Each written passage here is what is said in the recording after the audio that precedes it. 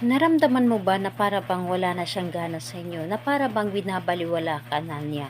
Gusto mo ba na lagi siyang ma-o-obsess sa inyo? Yung kung gaano ka kahalaga sa kanya dati, kung gaano kanya kamahal dati, ay doble-doblehin pa niya ito. Hello mga guys, kumusta kayo? Panibagong araw, panibagong video na naman tayo.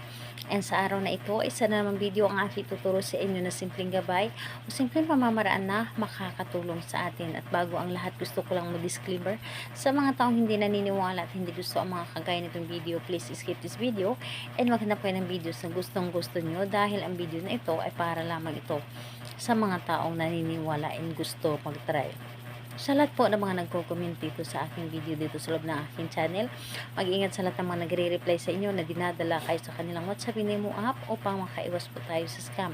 Ngayon, ituturo ko sa inyo paano nga ba siya ma-o-obsess ng husto sa inyo. So, ayun po, ituturo ko sa inyo paano siya laging obsess sa pagmamahal sa inyo. Ito ay pwedeng gawin sa parehasang kasarian, babae ito babae, lalaki ito lalaki. And syempre naman sa ating babae at lalaki na mag-partner. And ayun po, ang kakailanganin natin dito ay maganda ka lamang dito ng isang basong tubig, at kailangan din natin dito ng isang pirasong bawang. So, ito lamang ang dapat nating ihanda. So, ayun, syempre, ihanda natin ang ating sarili dito.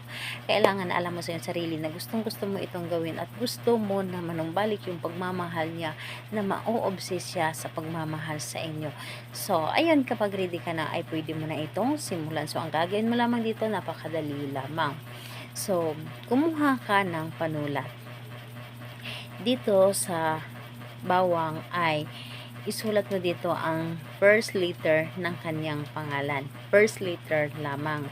And dito sa kabila ay ang first letter mo rin ng inyong pangalan.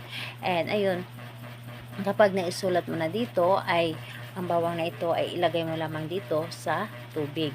So, kapag nailagay mo na dito ay humiling ka lamang. Hilingin mo dito sa pamamagitan nito, ikaw, pangalan at apelyido ni target, ay lagi kang ma-o-obsess sa akin at dubli-dublihin mo pa ang iyong pagmamahal sa akin. Walang ibang mahalaga sa iyo kundi ako lamang. Hindi mo kakayanin na mawala ako sa tabi mo at ipaparamdam mo sa akin kung gaano ako kaimportante sa buhay mo, gaano mo ako kamahal, gaano mo ako kakailangan. So, sabihin mo dito lahat ng gusto mo dito, basta't nanggagaling mismo sa iyong puso ang inyong sasabihin dito, and kailangan positive ka at hindi ito hindi ka magiging negative sa inyong mga sinasabi o sa inyong mga ginagawa. So ayun, pagkatapos mo dito sabihin lahat-lahat ang gusto mo, ang baso na ito ay itago mo doon sa loob ng inyong kwarto. Kahit sa ang sulok, basta sa loob ng inyong kwarto, hayaan niyo ito doon na hindi magagalaw ng kasamahan ninyo sa inyong bahay. So, ayun, gawin ito sa kahit anong araw at oras.